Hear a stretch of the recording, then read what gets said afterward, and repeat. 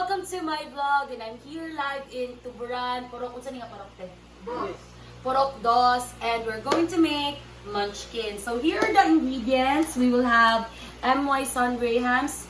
Sa amua kay since di man tantong diabetic among family, so okay ra sa among isa ka inani, duha lang ka biscuit. And then of course we need sweetened condensed milk and then desiccated coconut.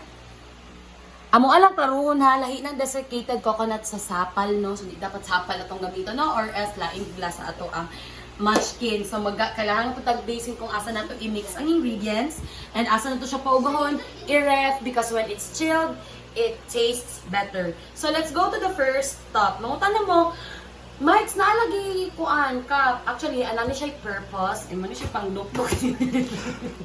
Especially kung wala kayo makita nga ka ng grahams na ka ng kuan na daan, dugmok na daan. Kaya mas mahal man to siya, no? Kaya mas taas ang proseso.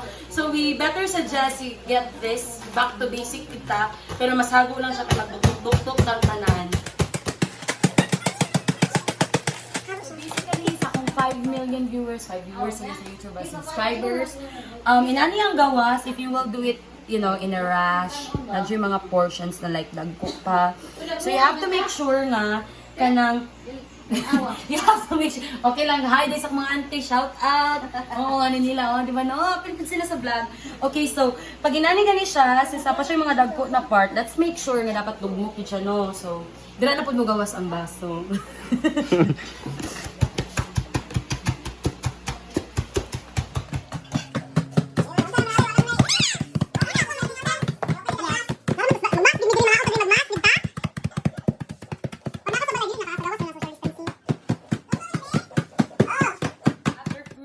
Minutes na mong dinukdugay, no?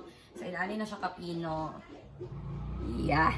So, the next steps would be mixing it with a sweetened condensed creamer. So, dapat. Diri ang pinaka-crucial, guys. And make sure, hand washing good no? Social distance charge. Proper hand washing, kay diri na ang ay, abi na ko pag-open kay gatas na.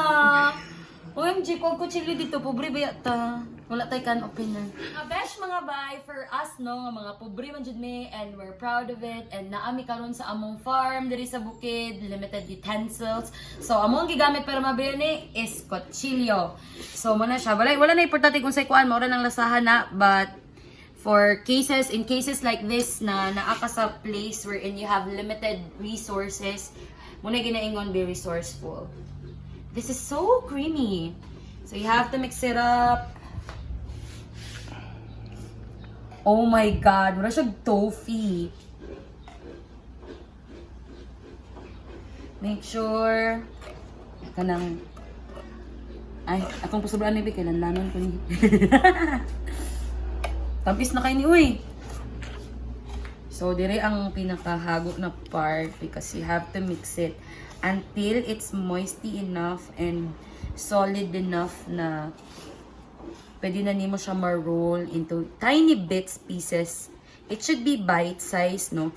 Because since this is a very sweet dessert, then there's going to be a problem if it's bigger because dali ra ka mapulan. So, bite-sized lang. So, inani ko nag-high school. Shout out sa akong mga classmates sa Lorenzo S. Sarmiento Senior National High School Batch 2008. Kamu jud ang kong mga customer sa una, mamaligya ani. Shout out kay J. Igona, Barry Tomas, and Junamel Nunez. Ang akong mga kauban sa una, mamaligya ani. So, basically, this is part of my high school life. Kay sa among kapobre sa una, para na ako'y extra kwarta, nagapamaligya akong munchkins sa akong mga classmates and everything. Ana. So, maskin, kahinumdum ko that time, hilak no? Sure. Kanang kahinumdum ko ato na time sa una, Diyos ko, laban lang din akong munchkin sa una. Walay kahago, after school, magbuhat, magpabugnaw and everything, kay para na ay magamit. Muna siya. So, pwede po ninyo siya magamit as negosyo, especially if namo sa school, no? Kaya para na may direct market. Kaya basically, since this is very sweet, this will entice the kids to buy it. Pero kung senior ka and you really love sweets, then go for it. Kora good, depende sa mga gusto. So, kana siya. May hawak na part. So, this is how it looks. Yeah. So, kailangan pa siya kamay. Have to mix it. And kana. And it's so lame. Oh my goodness, this is so it. And here comes another hagok part. You have to make bite-sized pieces. And make sure that your hands are clean when you do so.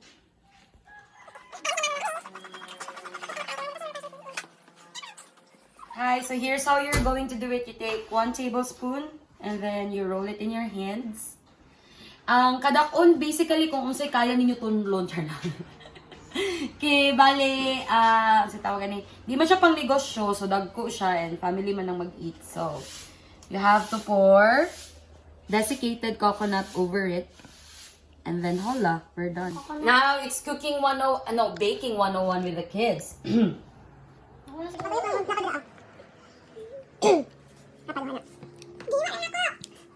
Actually, gamay na sa tanawon kay sige daon jud ay pagani sa freeze. Tama yun. Photography. Ang video sa mo sige daon. Di na to pa kayo man ay G for the new Wonder Baking. Di na to pa kayo yun. Kayo daon. Lahi mo tik. Di gamay kayo.